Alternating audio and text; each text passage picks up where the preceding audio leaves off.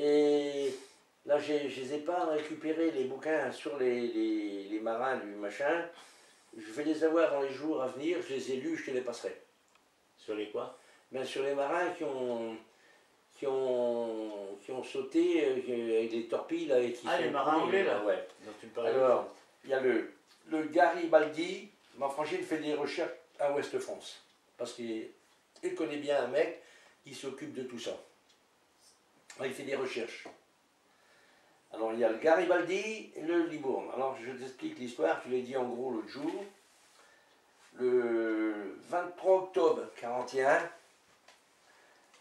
la force H, qui était basée à Plymouth, reçoit un ordre d'appareiller immédiatement, car il y avait un bateau qui était chargé de munitions à Saint-Malo et qui se dirigeait sur Brest, chargé de l'intercepter, un bateau allemand. Donc il y a deux bateaux qui partent à toute allure d'Angleterre, à 30 nœuds, ils marchaient à 31 nœuds, les bateaux où il y avait 150 mecs à bord. Mais tu le liras sur le bouquin quand j'aurai. Les mecs partent à 30 nœuds et au large de la Lorraine, des Roches d'Ouve, là, entre la Lorraine et les Roches d'Ouve, ils aperçoivent le bateau. Et ils se préparent à l'attaquer. Mais lui était déjà en position de combat. Il a commencé à mitrailler les bateaux anglais.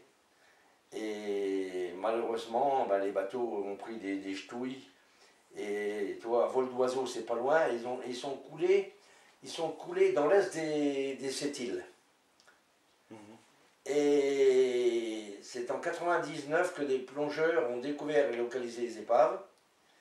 Et donc, c'était le 23 octobre, il y a déjà eu des morts, hein, les mecs, puisqu'ils ont mitraillé à mort, les Allemands, ils étaient armés parce qu'ils étaient aussi forts. Hein.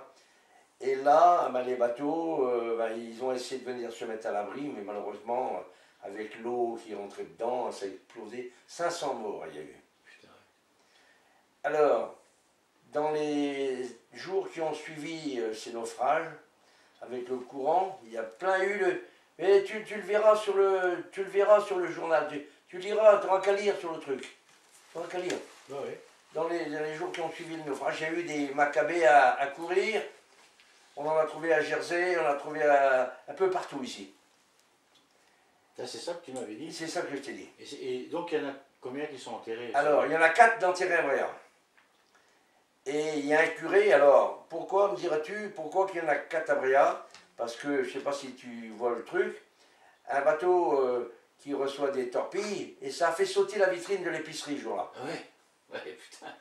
C'était la nuit, non? C'était vers les... Écoute, toi, ils ont appareillé à 8 heures les bateaux d'Angleterre, le temps d'arriver, même en marchant à 30 nœuds, toi, ils ont mis au moins 4 heures hein, pour venir. Hein. Et c'était vers 1h du matin à peu près, 1h du matin que les premières explosions se sont fait sentir. Et à 70 km à la ronde, on voyait des flammes.